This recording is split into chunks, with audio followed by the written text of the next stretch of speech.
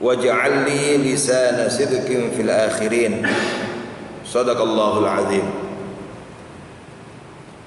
Ma'asyiral muslimin wal muslimat, hafizakumullah. Alhamdulillah, pagi hari ini Allah Subhanahu wa taala masih memilih kita termasuk orang-orang yang diselamatkan dari sifat-sifat orang-orang munafik, diselamatkan dari api neraka, karena diantara keutamaan salat subuh adalah salat yang menjamin seseorang akan terbebas dari sifat orang munafik, dan juga salat yang akan menjamin seseorang masuk surga, berarti insyaallah akan diselamatkan dari api neraka. Semoga kita terus istiqomah menjadi orang-orang yang muqimis shalah, selalu mendirikan salat, dan lebih khusus lagi selalu menjaga keistiqomahan kita dalam menunaikan salat subuh berjamaah seperti ini.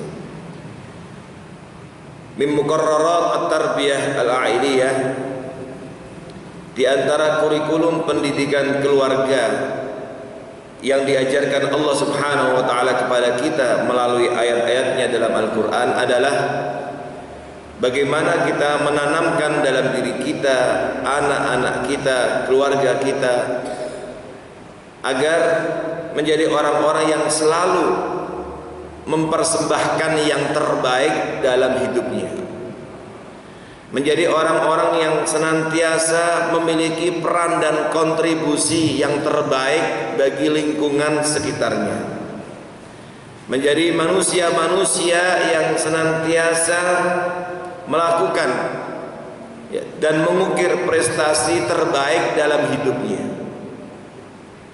agar nantinya menjadi manusia yang selalu menjadi buah bibir yang baik, dikenang sepanjang zaman, karena telah menanamkan banyak tanaman-tanaman kebaikan yang kebaikannya dirasakan oleh orang-orang sekitarnya, karena telah meninggalkan banyak jejak-jejak kebaikan, athar thayyibah, dimanapun berada, sehingga generasi-generasi yang akan datang selalu mengenangnya dengan baik dan terus mengalirkan pahala yang tidak berkeputusan, selalu mendoakan untuk kebaikan-kebaikannya, karena selama hidupnya telah memberikan yang terbaik, meninggalkan jejak-jejak kebaikan, dan akhirnya jadilah ia manusia yang selalu dikenang baik sepanjang zaman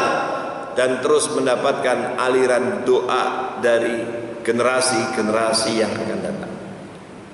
Inilah perjuangan kita, dan inilah yang terus harus kita tanamkan, didik anak-anak dan keluarga kita menjadi orang-orang yang seperti itu. Dan Nabi Ibrahim alaihissalam mengajarkan kita tentang itu.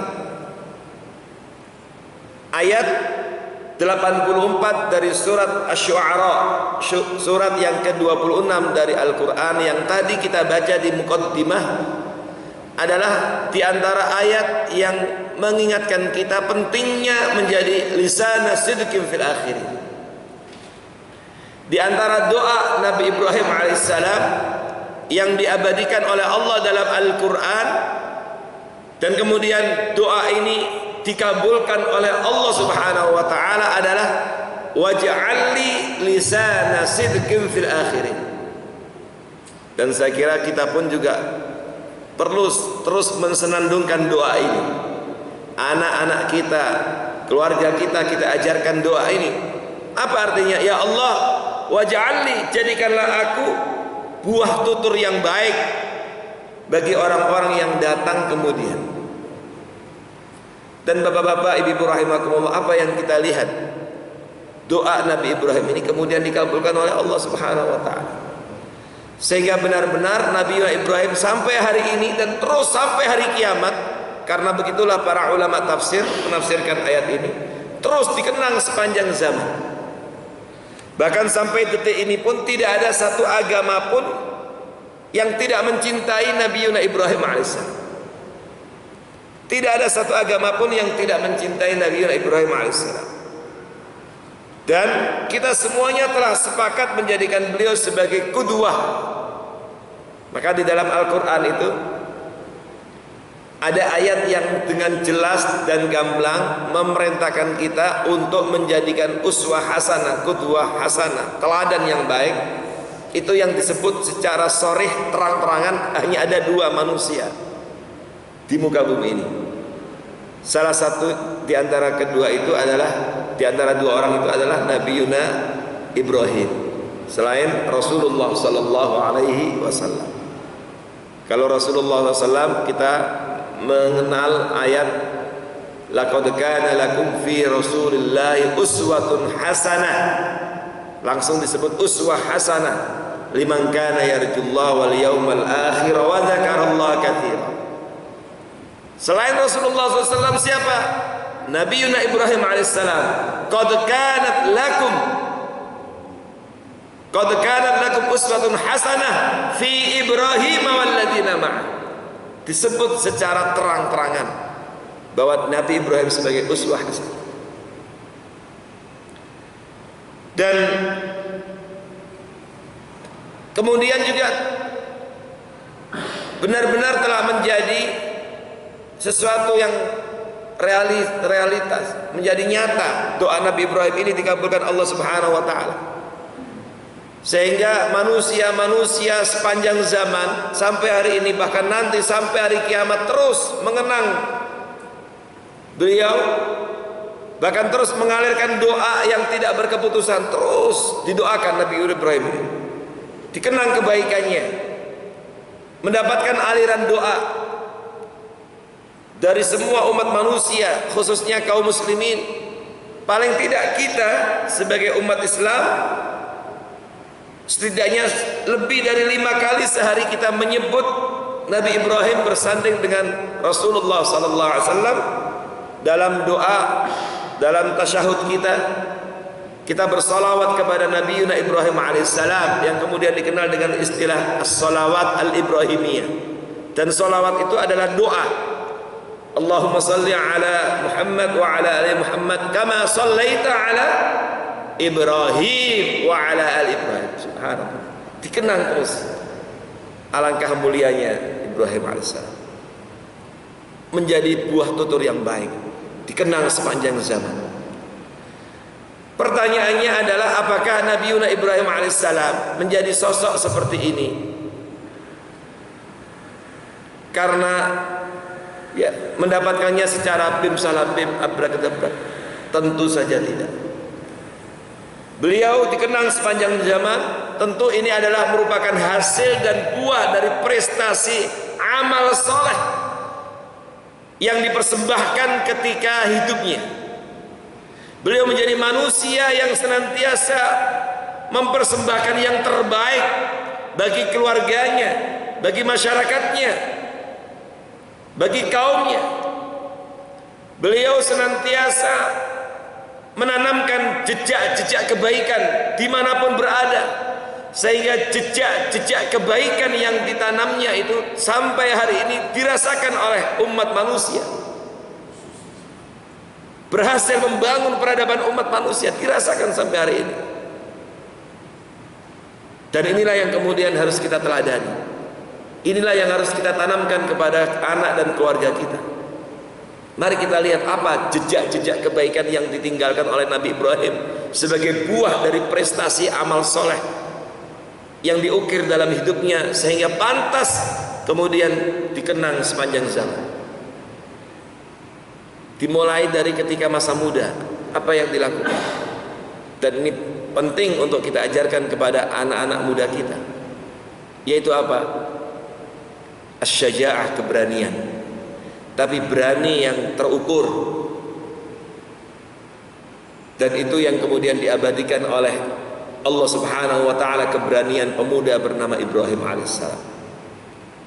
Ketika masyarakatnya tenggelam dalam paganisme, penyembahan kepada berhala, beliau sebagai seorang pemuda sudah galau ada kegalauan sosial, melihat fenomena sosial yang berkembang di masyarakatnya. Tidak diam, tapi berusaha bagaimana memberikan kontribusi, peran untuk merubah masyarakat yang berada dalam jahiliyah, dalam kegelapan itu, sampai-sampai berhala-berhala disembah. Jadi tidak diam, berusaha untuk memberikan peran, kontribusi secara nyata. Maka kita baca dalam Al-Quran, di antara dalam surat Al-Anbiya, bagaimana beliau berperan wad'a ususut tauhid, meletakkan pilar dan dasar-dasar tauhid. Dan beliau mencoba untuk menyadarkan masyarakatnya dengan logika, dengan hujjah, dengan argumentasi. Tentu ini tidak mudah, tetapi itu menunjukkan kepandaian, kepiawaian beliau dalam berdialog, dalam berdebat, dalam memahamkan masyarakatnya bahwa mereka berada dalam kesesatan. Bagaimana mereka menyembah berhala-berhala yang tidak memberikan manfaat dan tidak bisa menolak kemudaratan. Maka ketika Nabiuna Ibrahim alaihissalam menghancurkan berhala itu, kemudian ada di antara mereka yang melihatnya, yuqalu lahu Ibrahim, dan kemudian ditangkap dan kemudian diinvestigasi dan kemudian ditanya sana sini. Apa kata Nabi Ibrahim? Qala bal fa'alahum kabirum hadza. Loh, bukan saya yang melakukan. Coba tanya, yang melakukan ini yang paling besar di antara berhala ini. Maka kemudian mereka bingung, loh, bagaimana? Qala bal fa'alum kabirum hadza fas'alu in kanu yantiqun. Tanya dia. Kata mereka, bagaimana kami bisa menanyakan? Ini kan berhala, nggak bisa bicara, nggak bisa ini. Nah, lalu kenapa? Muncullah penyampaian, masuk kepada bagaimana memahamkan, bagaimana menguatkan pemahaman mereka agar mereka sadar bahwa apa yang mereka lakukan adalah berada dalam kesesatan.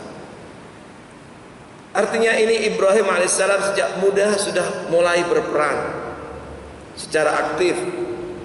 Setiap melihat fenomena-fenomena sosial yang jauh dari kebenaran, ada kegalauan dan kemudian semangat untuk memberikan kontribusi.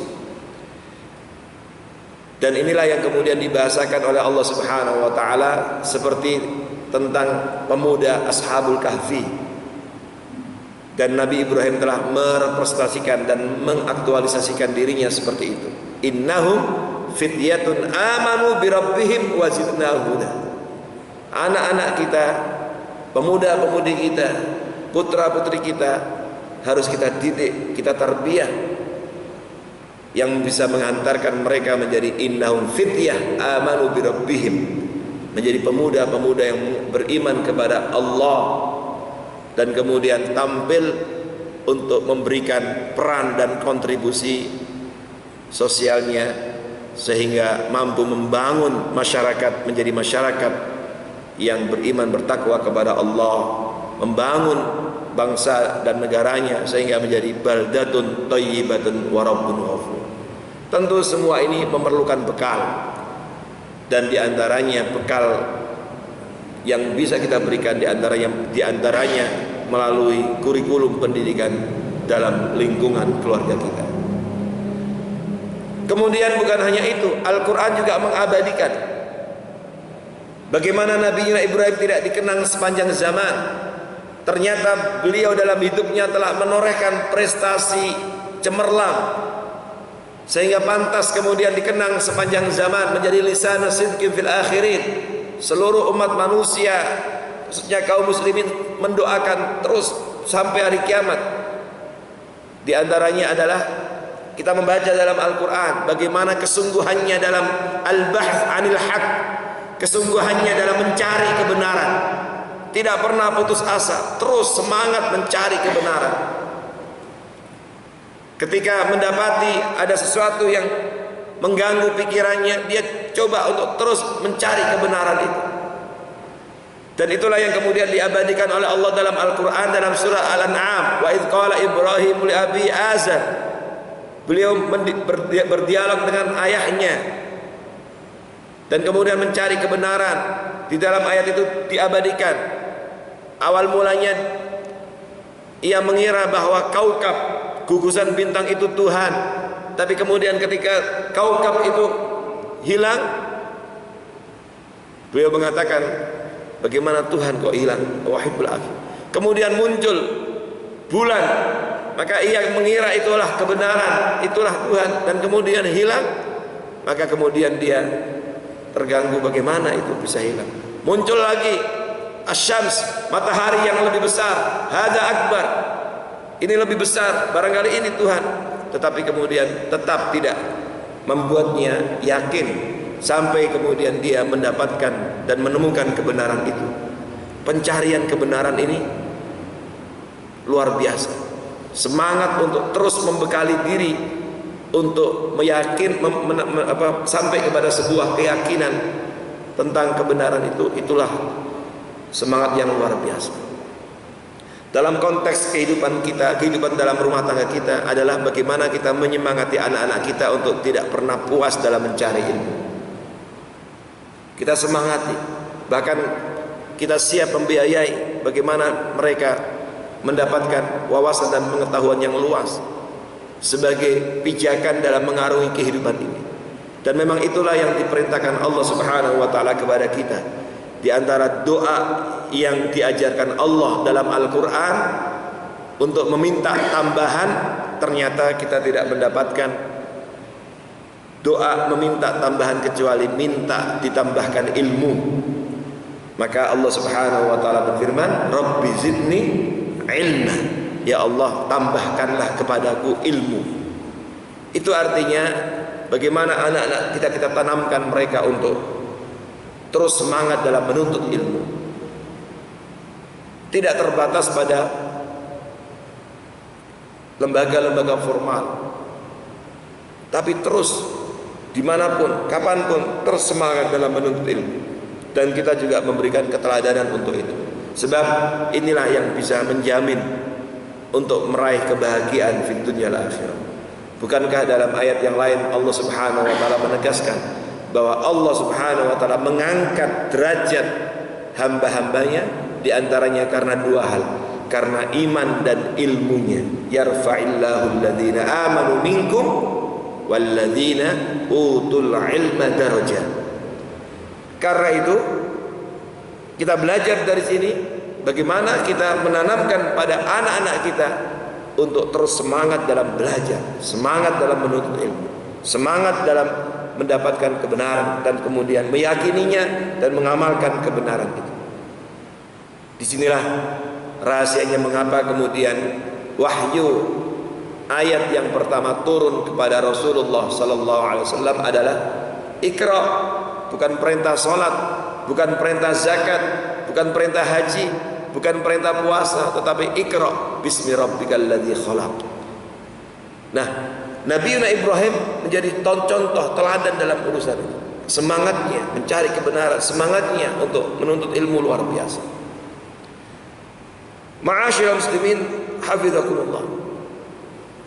Di antara buah prestasi amal soleh yang ditorehkan oleh Nabi Ibrahim sehingga pantas menjadi uswah hasanah dan kemudian pantas menjadi lisanah sidqi fil akhirin adalah keberhasilannya dalam membangun keluarga samara, sakinah, mawaddah warahmah, sehingga mampu melahirkan manusia unggul. Lahir dari keluarga ini Nabi Ishaq alaihissalam, lahir dari keluarga ini Nabi Ismail alaihissalam, dan dari keturunannya inilah kemudian lahir manusia terbaik di jagat raya ini, yaitu Muhammad bin Abdullah sallallahu alaihi wasallam. Dan keberhasilan itu kemudian diabadikan oleh Allah dalam Al-Quran. Sisi-sisi kehidupan rumah tangganya, meskipun tidak secara detail dan lengkap, tetapi diungkap oleh Allah dalam Al-Quran. Bagaimana kisahnya, kesabarannya dalam menunggu momongan, menunggu bayi yang diinginkannya, tapi semangatnya memohon kepada Allah untuk mendapatkan anak yang saleh. Rabbi habli minas salihin.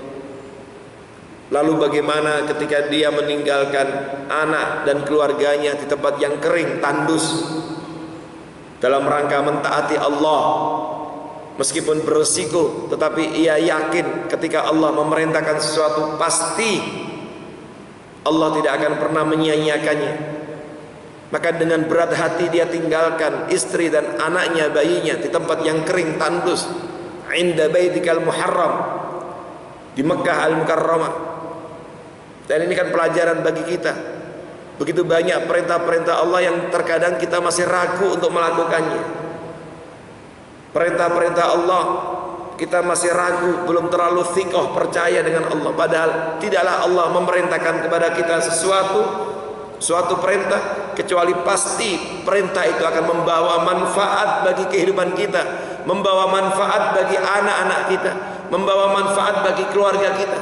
Dan tidaklah Allah melarang sesuatu atau suatu larangan kecuali pasti larangan itu akan menimbulkan madarat, kerugian bagi kita, bagi keluarga kita, bagi anak-anak kita, bagi masyarakat kita, bangsa dan negara kita. Tapi terkadang kita masih ragu. Tapi tidak demikian dengan Ibrahim alaihissalam. Berat tapi dilaksanakan. Dan istrinya pun juga merespon dengan baik. Kemudian digambarkan bagaimana kesabarannya ketika mendapatkan perintah dari Allah Subhanahu wa taala dalam kisah yang sangat masyhur untuk menyembelih putranya dan seterusnya dan seterusnya. Ini semuanya adalah merupakan kurikulum-kurikulum yang luar biasa dan menunjukkan keberhasilan beliau dalam membangun keluarga sakinah, mawaddah, warahmah. Dan tentunya ini menjadi pelajaran penting bagi kita. Bagaimana kita menteladani beliau sebagai seorang suami yang baik, bagaimana kita menteladani beliau sebagai seorang ayah yang baik. Dan itu ada dalam kehidupan beliau. Maka pantas kemudian beliau menjadi lisana sidqin fil akhirin, menjadi buah tutur yang baik. Dan itu didapatkan diantaranya karena keberhasilannya dalam mentarbiyah, mendidik anak dan istrinya, rumah tangganya, keluarganya, sehingga tampil menjadi rumah tangga yang sakinah, mawaddah, warahmah, dikenang sepanjang zaman dan diteladani. Oleh karena itu, ma'asyiral muslimin hafizakumullah, ini juga tentunya menjadi pelajaran penting. Bahkan bukan hanya itu, di antara torehan prestasi emas yang ditorehkan dalam hidupnya adalah Nabi Ibrahim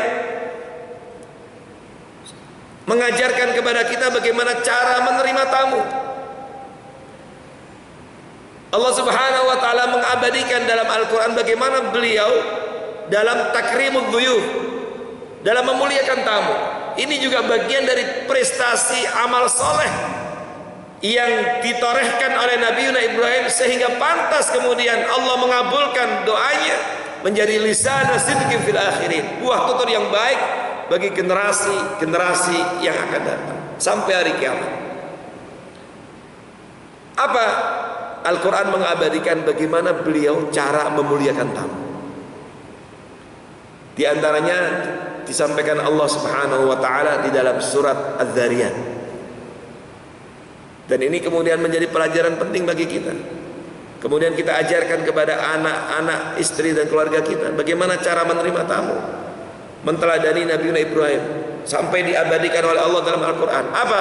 Allah Subhanahu wa taala berfirman, hal ataka hadithu dhaifi Ibrahim al-mukramin idh dakhalu alaihi faqalu salama. Ketika datang tamu 3 orang pemuda menemuinya, maka apa pertama? Mereka datang mengucapkan salam. Maka sebagai ahlul bait menjawab salam. Maka Nabi Ibrahim kemudian menjawab salam mereka. Berarti kalau kita bertamu pun juga ucapkan salam.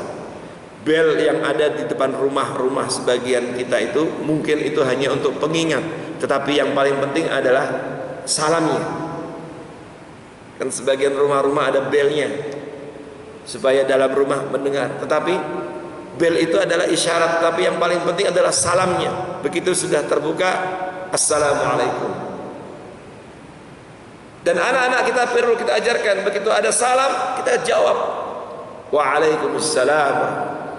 Lalu apa yang dilakukan Nabi Ibrahim setelah menjawab salam? Pertama, menjawab salam dalam menerima tamu. Yang kedua, beliau tidak langsung bertanya ada apa. Kebanyakan kita dalam menerima tamu, begitu datang tamu langsung kita tanya ada apa Pak, ada apa Bu. Tapi tidak demikian Nabi Ibrahim. Apa? Begitu tamu datang langsung dipersilakan duduk menunggu, dan kemudian beliau masuk ke dalam rumah. Untuk apa? Untuk mempersiapkan jamuan terbaik bagi tamu.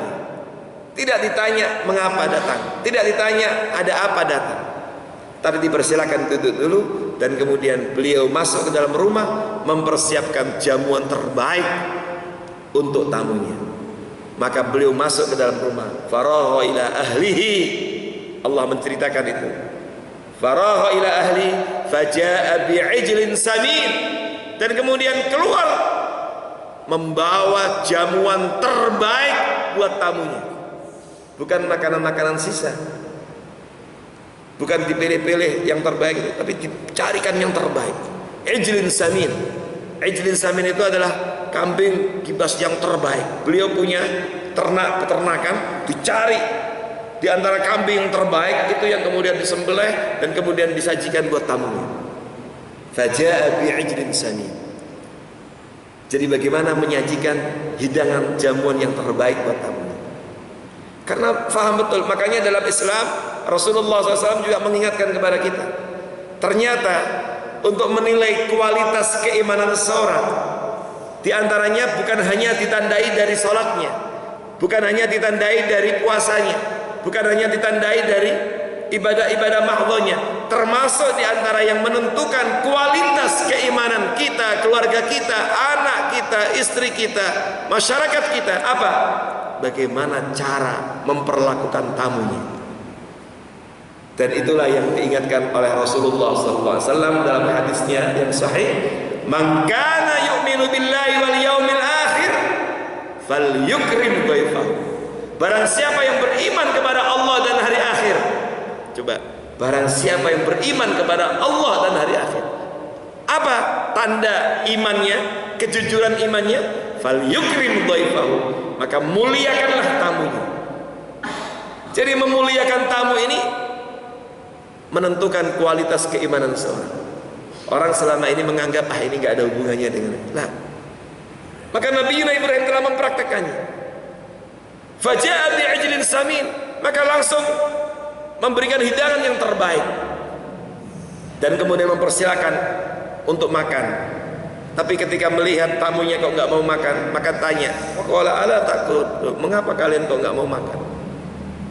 Nah, setelah menyajikan hidangan, baru kemudian nanya, ada apa? Apa kedatangan? Ada keperluan apa? Dan seterusnya. Baru mulai dialog itu.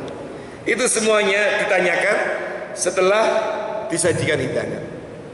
Sebagian besar kita kadang-kadang begitu tamu datang, menjawab salam, kemudian langsung ditanya. Dan kemudian lupa atau tidak pernah peduli untuk diberikan hidangan, sajian, dan seterusnya. Nah, ini salah di antara prestasi amal soleh yang ditorehkan oleh Nabi Ibrahim. Nah, tapi apa yang terjadi? Ternyata kemudian tamu yang datang 3 orang manusia ini ternyata malaikat. Dan rupanya malaikat enggak suka makan daging. Makanya ketika ditanya, faqala ala takulun, maka kemudian dia tidak memakan, dan akhirnya datang untuk memberikan berita gembira, yaitu akan lahirnya anak yang selama ini ditunggu-tunggunya. Ma'asyiral muslimin hafizakumullah. Ini adalah contoh-contoh dari prestasi amal soleh yang ditorehkan oleh Nabi Ibrahim alaihissalam, sehingga beliau menjadi manusia yang dikenang sepanjang zaman. Nah, kalau kita lihat, kalau kita perhatikan dan lihat, para ulama salafun saleh, termasuk mulai dari Rasulullah sallallahu alaihi wasallam, para sahabat radhiyallahu anhu, mereka juga demikian. Kita mengenal Nabi Muhammad alaihissalam sallallahu alaihi wasallam, Rasulullah sallallahu alaihi wasallam ini juga diantaranya karena prestasi-prestasi amal soleh yang ditorehkannya.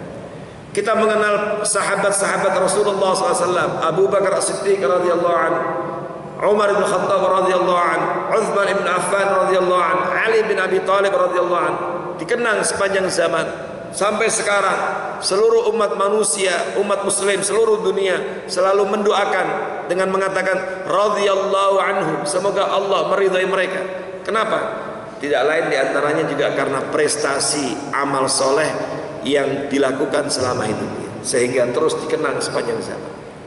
Kita mengenal Abu Bakar As-Siddiq itu seorang konglomerat yang kaya raya, tapi hartanya mampu diberdayakan untuk mengharumkan Islam. Hartanya digunakan untuk wasilah, sebagai wasilah dalam rangka meningkatkan taat kepada Allah Subhanahu wa taala.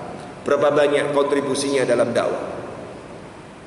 Beliau orang yang kaya raya, tapi kemudian banyak membantu budak-budak, banyak dimerdekakan, dibayar, ditebus dengan hartanya. Bahkan kita baca pada saat menjelang perang Tabuk, beliau sempat menghadiahkan, menginfakkan seluruh hartanya untuk kepentingan persiapan perang itu. Kita membaca Umar bin Khattab radhiyallahu anhu, ketegasannya sebagai seorang pemimpin, keberaniannya. Bahkan diriwayatkan Sayyidina Umar kalau melewati satu jalan, syaitan gak berani melewati jalan itu, lari. Saking tegasnya, beraninya. Dan bagaimana kreativitas, inovasi-inovasi beliau ketika menjadi pemimpin, menjadi khalifah. Bapak-bapak, ibu-ibu rahimakumullah, kita mengenal adanya kantor-kantor itu dimulai sejak zamannya Sayyidina Umar. Sayyidina Umar ketika menjadi khalifah mulai membentuk apa yang disebut dengan diwan. Diwan itu kayak kantor. Karena urusan umat semakin besar berkembang, maka kemudian dibagi-bagi. Mungkin kayak sekarang seperti departemen atau kementerian. Itu sejak zaman Sayyidina Umar udah mulai dilakukan apa yang dikenal dengan tertib administrasi. Karena semakin berkembang, terus berkembang. Kemudian pada zaman Sayyidina Uthman bin Affan, kita juga mengenal sosok Sayyidina Uthman, konglomerat sahabat yang luar biasa juga. Kontribusi hartanya untuk Islam luar biasa. Sosok sahabat yang pemalu tapi tegas. Ali bin Abi Thalib juga demikian ketika menjadi khalifah. Bahkan sebelum jadi khalifah pun sejak kecil, pemuda, sudah terlihat keberaniannya dan seterusnya. Begitu pula dengan sahabat-sahabat yang lain. Ada di antara mereka yang sampai hari ini dikenang sepanjang zaman, bukan karena hartanya, karena manusia berbeda-beda. Ada sebagian sahabat yang kaya raya, ada sebagian yang memang ya kayak begitu aja, ada yang ya macam-macam. Itu begitulah manusia. Tapi mereka senantiasa mempersembahkan yang terbaik yang mereka miliki untuk mengharumkan Islam, untuk i'la kalimatillah, meninggikan kalimat Allah. Dan tidak pernah mereka pesimis, tidak pernah mereka merasa minder. Maka di antara sahabat itu ada yang dikenang sepanjang zaman sampai hari ini terus kita mendoakannya. Dan seluruh umat Islam mengalihkan doa karena prestasi emasnya. Apa? Bukan karena hartanya, bukan karena sumbangsih infaknya, tetapi karena semangatnya dalam menyampaikan hadis-hadis Rasulullah SAW. Maka kita mengenal sahabat yang paling banyak meriwayatkan hadis. Siapa Pak? Siapa sahabat yang paling banyak meriwayatkan hadis? Abu Hurairah radhiyallahu anhu. Namanya ditorehkan dengan tinta emas, dikenang terus sepanjang zaman. Apa di antara prestasi amal soleh yang menonjolnya? Bukan karena sumbangsi hartanya. Beliau dalam hidupnya kita baca kurikulum vitae-nya ditakdirkan sebagai sahabat yang miskin. Bahkan beliau tinggal di kamar-kamar masjid Rasulullah SAW dan disubsidi oleh negara. Tetapi beliau berusaha untuk memberikan yang terbaik.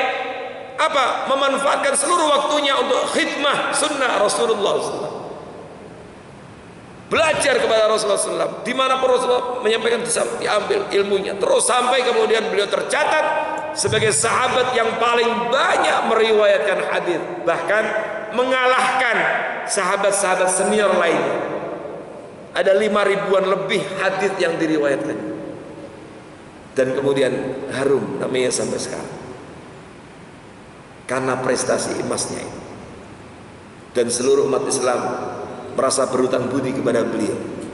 Jadi jangan sampai ada sebagian saudara kita kadang-kadang, saya mah bisanya apa sih yang bisa saya berikan untuk Islam? Saya cuman begini. Ya pantas dia begitu, orang dia punya harta, punya ini, pantas bisa lah. Kita nggak boleh menyepelekan potensi yang kita miliki. Setiap kita Allah berikan potensi, dan itu bisa kita berikan, kita berdayakan untuk kita persembahkan, memberikan persembahan yang terbaik yang kita miliki untuk Islam, untuk kemajuan Islam, kemajuan umat Islam. Sebab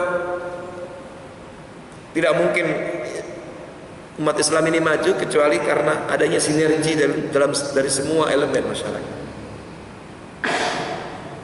Kadang-kadang ada yang terlihat, tapi kadang-kadang ada yang nggak terlihat, tapi semuanya punya peran yang penting. Ibarat seperti arloji yang kita pakai, kan tidak semuanya terlihat. Ada yang bentuk fisiknya terlihat perannya, ada yang terlihat seperti jarum jamnya dan seterusnya.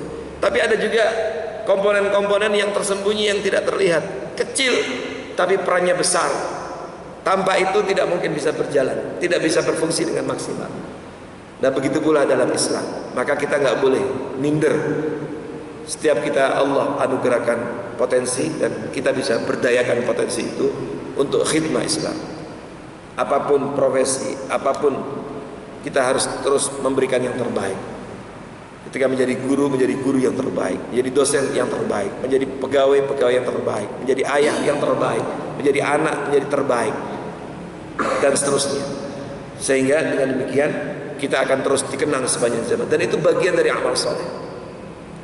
Bapak-bapak, ibu rahimakumullah, pernah suatu ketika Rasulullah SAW ketika sedang mengimami, kemudian selesai itu beliau kaget atau bahkan bertanya kepada para sahabatnya, karena beliau tidak melihat marbot masjid saat itu. Kebetulan marbotnya waktu itu perempuan. Dalam hadisnya disebutkan, ada sahih, kanat imra'atun taqumu masjid. Jadi di masjid Nabi itu ada perempuan yang suka bersih-bersih, dan Nabi cukup lama nggak melihatnya. Maka kemudian bertanya kepada para sahabat, Aina, mana perempuan itu kok nggak pernah kelihatan? Ibu itu kok nggak pernah kelihatan? Kemudian para sahabat menyampaikan, ya Rasulullah, dia telah meninggal dunia. Hah? Kaget Nabi. Bahkan sempat terungkap seperti marah beliau. Loh, kenapa kalian nggak memberitahu aku? Mungkin dalam pikiran sahabat, Nabi untuk urusan-urusan kecil ini nggak perlulah diberitahu. Ini kan urusan-urusan biar kami yang ngurus, nggak ada. Tapi Nabi SAW merasa para sahabat kayak dimarahin. Kenapa engkau kalian nggak memberitahu aku? Dalam pandangan Rasulullah SAW tetap perannya penting, perannya besar untuk kita perhatikan. Sampai kemudian Nabi minta ditunjukkan kuburannya, Ayo kita, karena nggak lama setelah itu, akhirnya kemudian Rasulullah SAW diantarkan ke kuburannya, dan kemudian beliau sholat. Nah ini yang kemudian diambil kesimpulan oleh sebagian ulama, boleh kalau dalam kurun waktu yang tidak lama seseorang ketinggalan sholat jenazah dan seterusnya, boleh kemudian sholat, kemudian mendoakan. Masya Allah, siapa yang tidak iri? Langsung didatangi oleh Nabi kuburannya, langsung didoakan oleh manusia terbaik, Imamul Mursalin, Khatamun Nabi. Apa? Ini pelajaran penting bahwa Rasulullah SAW memperhatikan. Ada orang-orang yang mungkin bagi sebagian kita dipandang dengan sebelah mata, tapi perannya besar, tetap harus kita berikan perhatian. Dan kita semuanya baru bisa merasakan kenyamanan itu dan seterusnya, diantaranya karena peran-peran mereka, pembantu kita dan seterusnya. Itu semuanya adalah penting, dan kita tidak boleh mengecilkan peran-peran mereka, siapapun dia, karena Islam ini perlu dibangun dengan semua. Maka di kalangan sahabat ada orang seperti Bilal bin Rabah, muadzin. Ketika beliau azan, banyak sahabat yang menangis ketika berhasil menaklukkan Masjidil Aqsa. Beliau azan, Masya Allah, Sahabat menangis, ingat pada zaman Nabi, karena Bilal adalah muadzin Rasul SAW. Bukan orang yang kaya. Bahkan beliau dari Habasyah. Habasyah itu dari Ethiopia. Kulitnya hitam, mantan budak lagi. Hitam kulitnya, Habasyah Ethiopia. Tapi namanya harum, dikenang sepanjang zaman karena perannya. Maka boleh jadi ada orang yang dikenang sepanjang zaman karena alunan suara merdunya. Dia bisa memberikan sumbangsih dengan hartanya, dengan tenaganya, dengan pikirannya, dengan ide cemerlangnya, dan lain sebagainya.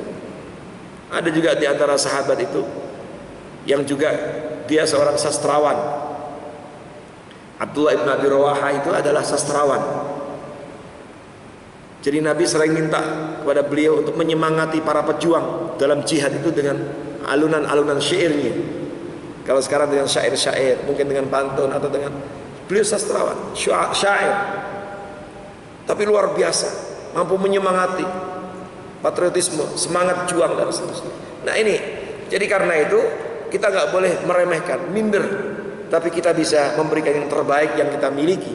Dan itu bisa jadi kemudian nanti bisa menjadi catatan emas yang kemudian mendapatkan aliran doa yang tidak berkeputusan dari generasi-generasi berikutnya. Oleh karena itu, ma'asyiral muslimin habibakumullah, inilah yang harus terus kita tanamkan kepada anak dan keluarga kita. Bagaimana mereka kita didik untuk mempersembahkan yang terbaik. Kalau dia jadi pelajar, menjadi pelajar yang terbaik. Kalau dia jadi mahasiswa, menjadi mahasiswa yang terbaik. Kalau nanti dia berumah tangga, menjadi ayah atau ibu yang terbaik. Kalau dia menjadi kerja di mana saja, menjadi pekerja yang terbaik. Kalau dia menjadi petani, menjadi petani yang terbaik. Kalau dia menjadi pejabat, menjadi pejabat yang terbaik. Kalau nanti dia menjadi hakim, hakim yang terbaik. Kalau nanti dia sampai menjadi menteri, menteri yang terbaik. Kalau menjadi komisaris dan menjadi presiden, presiden yang terbaik. Dan akhirnya kenang sepanjang zaman karena buah dari prestasi amal soleh dan persembahan-persembahan terbaiknya selama hidupnya. Semoga Allah Subhanahu wa taala mudahkan kita semuanya untuk bisa menjadi yang terbaik, dan akhirnya kita dan keluarga kita menjadi lisan sidqin fil akhirin. Amin ya rabbal alamin. Baik Bapak, silakan kalau ada yang mau ditanyakan sebelum kita tutup. Monggo. Salam.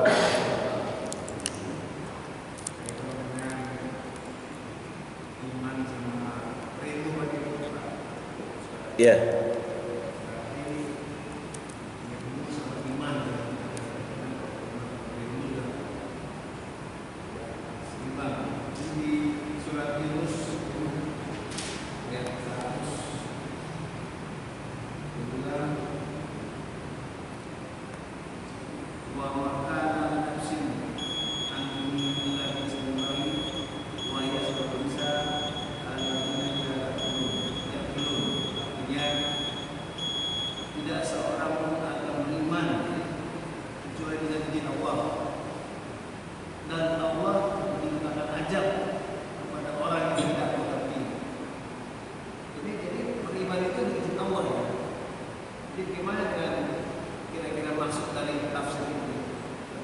Baik.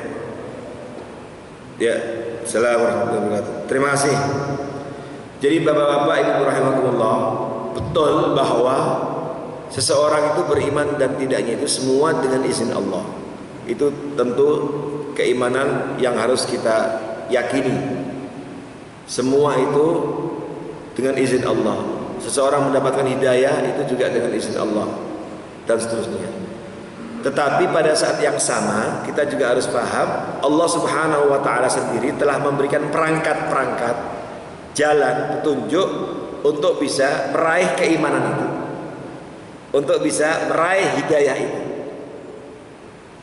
Maka begini, orang nggak boleh ketika seseorang itu kafir kemudian dia berdalih, ya barangkali saya mah udah dari sononya kafir kali. Atau seseorang berbuat jelek, berbuat buruk, dinasihati untuk baik, kemudian berdalih, nggak tahu ya, atau memang saya udah dari sononya kali begini, dari sononya. Atau seseorang nggak sholat, kemudian dinasihati, kenapa anda nggak sholat? Ya, nggak tahu Pak, mungkin saya udah dari sononya kali. Ya kita nggak boleh begitu, nggak boleh berdalih. Naam, betul bahwa hidayah iman itu semua dengan izin Allah. Tetapi pada saat yang sama kita harus tahu bahwa Allah Subhanahu wa taala menurunkan Al-Qur'an untuk memahamkan kepada kita bagaimana caranya kita beriman. Apa yang harus kita imani? Apa yang kita lakukan untuk menjadi orang yang beriman? Itu petunjuk itu sebagai guidance.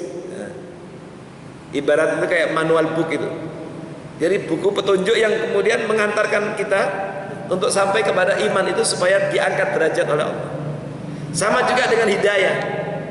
Ketika Allah Subhanahu wa taala mengingatkan nabinya Rasulullah SAW ketika begitu semangat ingin mempengaruhi pamannya Abu Thalib menjelang detik-detik terakhir menjelang kematiannya, disemangati. Tapi kemudian apa? Allah turunkan ayat innaka la tahdi man ahbabta walakin Allah yahdi man yasha. Sesungguhnya engkau gak akan mampu memberikan hidayah kepada orang yang engkau cintai sekalipun, tapi Allah lah yang memberikan hidayah kepada orang yang ia kehendaki. Tapi Nabi Muhammad kemudian tidak berarti kemudian tidak berusaha. Beliau berusaha, tapi kemudian pada akhirnya yang menentukan ini mendapat hidayah atau tidak siapa? Allah. Tapi ikhtiar itu dilakukan, dan akhirnya pamannya mati dalam keadaan kafir.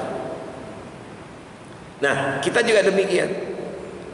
Hidayah itu na'am milik Allah, tapi Allah berikan jalan bagaimana kita sampai kepada hidayah itu. Maka kewajiban kita adalah menjemput hidayah itu, atau melakukan hal-hal yang bisa mendatangkan hidayah Allah. Karena hidayah Allah itu tidak akan ngetok pintu kita kemudian datang. Maka kita apa? Beriman, kita belajar, membaca, kemudian kita mengamalkan ilmu itu supaya kita menjadi orang beriman, supaya datang hidayah itu. Dan ketika itulah kita sudah ikhtiar. Maka turunnya Al-Quran, turunnya Nabi Muhammad SAW dengan risalahnya, kemudian membawa sunnah, beliau wafat meninggalkan sunnah-sunnah kepada kita.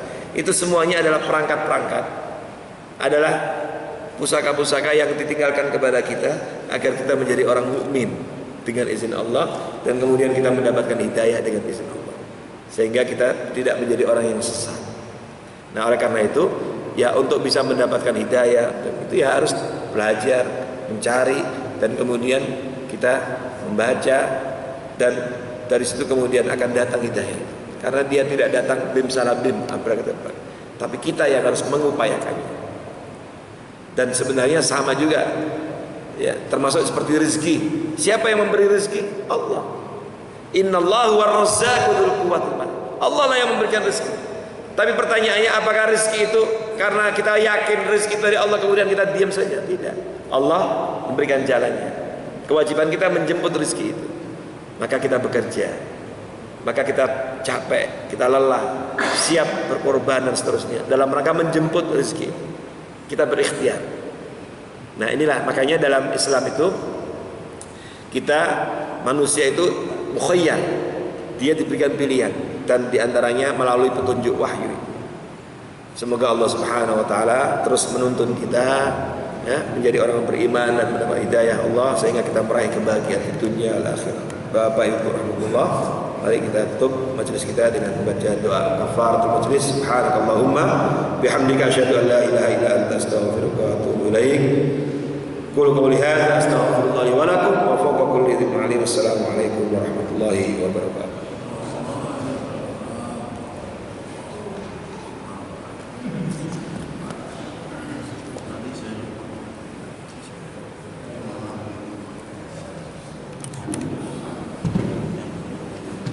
Demikian tadi kajian pada subuh bertepatan dengan tanggal 19 November 2017.